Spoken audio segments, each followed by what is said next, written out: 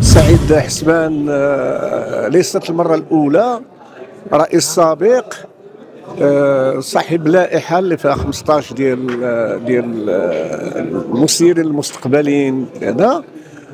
وهذه لائحة كاينة لوائح جوج ديال اللوائح أخرى ديال السي جواد زيات والسي الأستاذ عبد الله بيروين، ولكن الخلاصة من هذا الشيء كله أن كاينة الديمقراطية، أن الحق في الترشح، الحق في التسيير.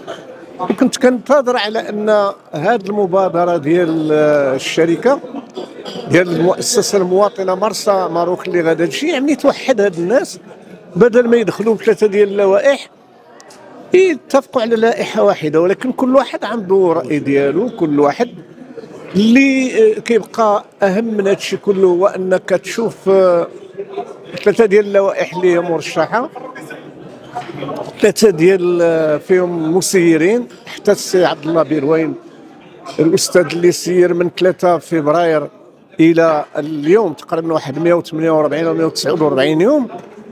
السي جواد زياد في مرحلة سابقة يعني، والسي سعيد حسبان. ولكن القاسم المشترك ديال هاد الثلاثة كنلقى السي جواد زياد والسي سعيد حسبان ما كانوش كملوا الولايات ديالهم لأسباب، كاين ضغط وكاين أمور كلها، وجاو في هذيك المرحلة اللي فيها من 2012 حتى 2025 13 سنة فيها 10 ديال الرؤساء، 13 سنة فيها أكثر من 20 مدرب.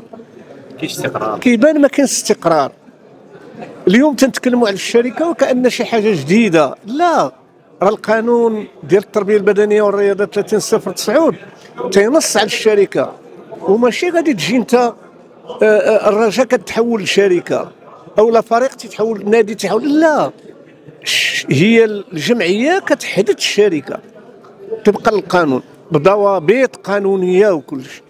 ولكن هذا مشروع ديال الدولة، هذا مشروع اللي غادي يعود بالنفع على نادي الرجاء، وكنتمنى ان الانديه كلها تتاح لهم هذه الفرص، ما تبقاش فقط الا بغينا ننهضوا بكرة القدم.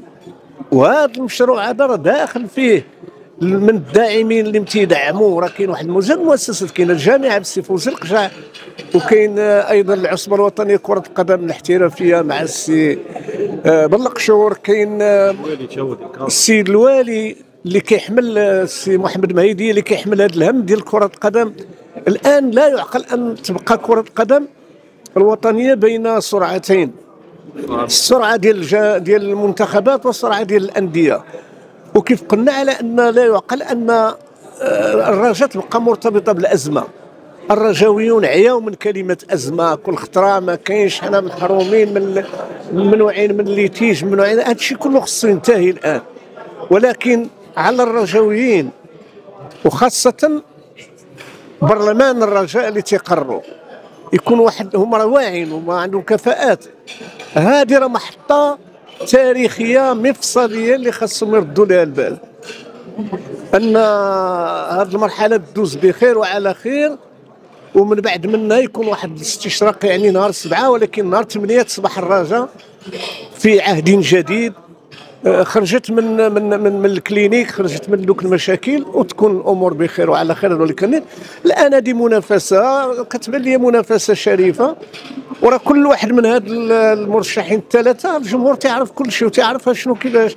هذه المرحله الاخيره من 3 فبراير الان مع السي عبد الله بيروين اللي رغم الصحه ديالو، رغم راه شفنا ملي دخل كيفاش يعني نقصت هذا، كاين الهدوء، كاين النتائج، كاين بزاف ديال الحوايج ما كنديرش الدعايه. ولكن هاد الامور فين غاديه خاصها تبقى دائما في مصلحه الرجاء وليس الاشخاص.